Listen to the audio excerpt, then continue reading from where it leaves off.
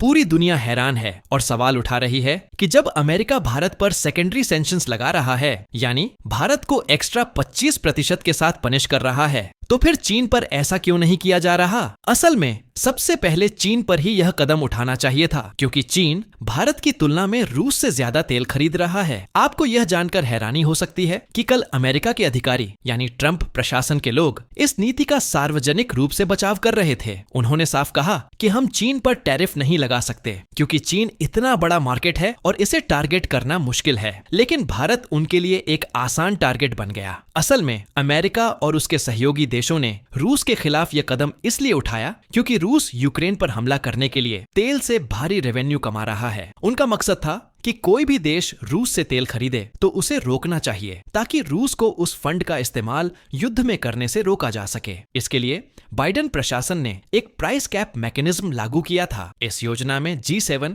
और European union के देशों ने सहमति दी थी कि यदि कोई देश जैसे भारत या चीन रूस से तेल खरीदे और तय सीमा से ज्यादा मूल्य चुकाए तो उस पर सैंक्शंस लगाए जाएंगे और शिपिंग तथा इंश्योरेंस की सुविधाएं नहीं दी जाएंगी। प्राइस कैप $60 प्रति बैरल रखा गया था। इसका मतलब यह है कि भारत $60 प्रति बैरल से ज्यादा पैसे देकर रूस से तेल नहीं खरीद सकता। इसी वजह से भारत को सैंक्शंस का सामना करना पड़ रहा है, जबकि चीन अभी इस दायरे में नहीं आया है। इस पूरी स्थिति से स्पष्ट होता है कि अमेरिका की रणनीति में बड़े मार्केट वाले देशों पर सीधे कार्रवाई करना मुश्किल है और छोटे या आसान टारगेट पर कार्रवाई करना आसान लगता है। अमेरिका के ट्रंप प्रशासन के व्यापार सलाहकार पीटर नवेरो ने भारत के रूस से तेल खरीदने की आलोचना करते हुए इसे अवसरवादी बताया और चेतावनी दी कि यदि भारत अमेरिका का रणनीतिक साझेदार बनना चाहता है तो उसे अपनी नीतियों में बदलाव करना होगा। उन्होंने यह भी कहा कि भारत रूस से तेल खरीदकर मॉस्को को वह डॉलर दे रहा है जिसकी उसे युद्ध के लिए जरूरत है। वहीं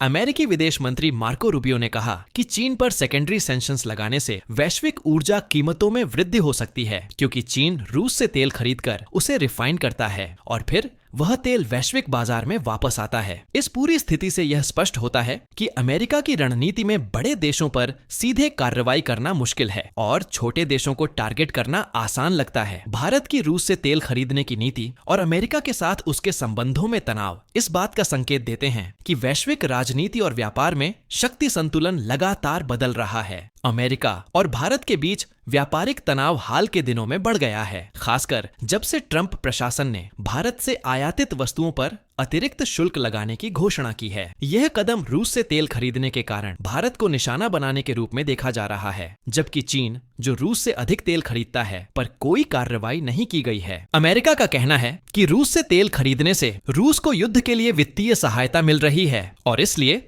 उन्होंने भारत पर अतिरिक्त शुल्क लगाने का निर्णय लिया है। हालांकि चीन पर कोई कार्रवाई नहीं की गई है और उसे 90 दिनों की मोहलत दी गई है। इससे यह सवाल उठता है कि अमेरिका का यह निर्णय दोहरे मानक का प्रतीक है। भारत के लिए यह स्थिति चुनौतीपूर्ण है क्योंकि अमेरिका उसका प्रमुख व्यापारिक साझेदार है। हालांकि भारत ने अपनी स्थिति स्पष्ट की है और अमेरिका से इस निर्णय पर पुनर्विचार करने का आग्रह किया है। भारत का मानना है कि यह कदम वैश्विक व्यापारिक संबंधों को प्रभावित कर सकता है और दोनों देशों के बीच विश्वास की कमी को बढ़ा सकता है। इस स्थिति में भारत को अपनी व्यापारिक रणनीतियों पर पुनर्विचार करने की आवश्यकता है। उसे अपने व्यापारिक साझेदारों के साथ मजबूत संबंध बनाए रखते हुए वैश्विक व्यापारिक मानकों का पालन करना होगा। साथ ही उसे अमेरिका के साथ संवाद बनाए रखते हुए इस मुद्दे का समाधान निकालने की कोशिश करनी चाहिए। यह स्थिति वैश्विक व्यापारिक संबंधों के लिए एक महत्वपूर्ण संकेत है कि देशों को अपने हितों की रक्षा करते हुए आपसी समझ और सहयोग के माध्यम से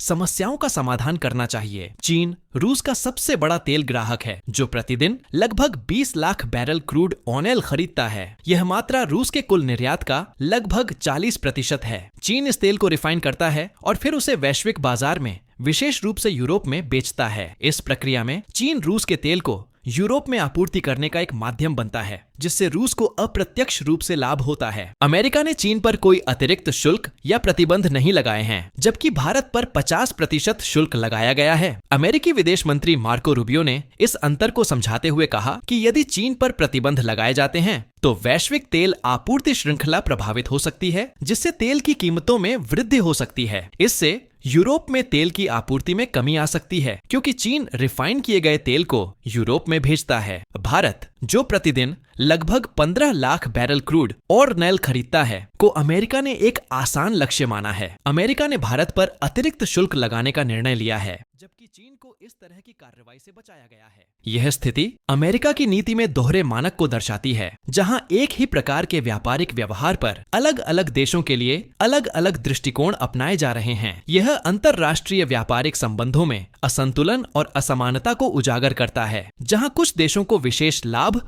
और सुरक्षा प्राप्त होती है, जबकि अन्य देशों पर अतिरिक्त दबाव डाला जाता है। इससे वैश्विक व्यापारिक नीति में सुधार और समानता की आवश्यकता की ओर संकेत मिलता है। अमेरिका ने हाल ही में भारत पर रशियन तेल खरीदने के कारण अतिरिक्त 25% टैरिफ लगाने की घोषणा की है, जबकि चीन को इस तरह की पेनल्टी से बचा लिया गया है। यह निर्णय वैश्विक ऊर्जा बाजारों में अस्थिरता पैदा कर सकता है, क्योंकि चीन प्रतिदिन लगभग 2 मिलियन बैरल रशियन तेल खरीदता है, जो रूस के कुल निर्यात का लगभग 40% है। भारत ने अगस्त में रशियन तेल की खरीद बढ़ाकर प्रतिदिन 2 मिलियन बैरल कर दी है, जो जुलाई में 1.6 मिलियन बैरल था। इससे भारत की कुल तेल आयात में रशियन तेल की हिस्सेदारी 38% तक पहुंच गई है। अमेरिका का कहना है कि भारत का यह कदम रूस को आर्थिक मदद प्रदान कर रहा है, जिससे यूक्रेन युद्ध को बढ़ावा मिल रहा है। वहीं चीन रशियन तेल को रिफाइन करके वैश्विक बाजारों में भेजता है, विशेषकर यूरोप में। अमेरिका का मानना है कि चीन पर पेनल्टी लगाने से वैश्विक तेल आपूर्ति में बाधा आ सकती है, जिससे ऊर्जा कीमतें बढ़ सकती हैं और वैश्विक अर्थव्यवस्था पर नकारात्मक प्रभाव पड़ सकता है। अमेरिका का यह निर्णय भारत को एक आसान लक्ष्य मानते हुए लिया गया है, जबकि चीन को वैश्विक आपूर्ति श्रृंखला में उसके महत्वपूर्ण स्थान के कारण बचा लिया गया है। इससे यह स्पष्ट होता है कि वैश्विक राजनीति में आर्थिक हितों को प्राथमिकता दी जाती है और देशों के बीच संबंधों में असमानता देखी जाती है। इस संदर्भ में ट्रंप प्रशासन ने भारत पर अतिरिक्त टैरिफ लगाने का निर्णय लिया है, जबकि चीन को इस तरह की पेनल्टी से बचाया गया है। यह निर्णय